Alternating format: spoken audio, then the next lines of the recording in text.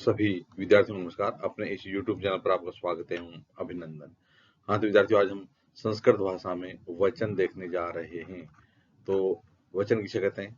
तो जिस शब्द से एक या एक से अधिक संख्या का ज्ञान होता है उसे वचन कहते हैं। तो देखिए, संस्कृत भाषा में कितने वचन होते हैं? संस्कृत भाषा में 3 वचन होते हैं। एक होता है एक वचन। कौन सा? एक वचन। तो जिस शब्द से एक संख्या का ज्ञान होता है उसे एक वचन कहते हैं। और जिस शब्द से दो संख्याओं का ज्ञान होता है उसे द्विवचन कहते हैं। जिन शब्दों से दो से अधिक संख्याओं का ज्ञान होता है उसे बहुवचन कहते हैं। तो एक वचन एक संख्या का ज्ञान, द्विवचन में दो संख्याएं आती हैं और बहुवचन में दो से अधिक संख्याएं आती हैं। अब देखिए विद्यार्थियों, यदि हम इन वचनों को विस्तृत रूप में देखें तो पहला है एक वचन। तो राम है यानी एक राम। राम का मतलब है एक राम, क्योंकि राम एक है तो एक वचन में आएगा। इसी प्रकार से श्याम है, श्यामा का मतलब है एक श्याम। लता का मतलब है एक बेल। फलम का मतलब है एक फल, है ना।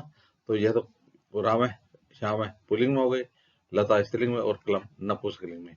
तो इस प्रकार से राम है, श्याम है, लता, फलम ये एक वचन में आते हैं, क्योंकि ये एक संख्या का ज्ञान करवाते हैं।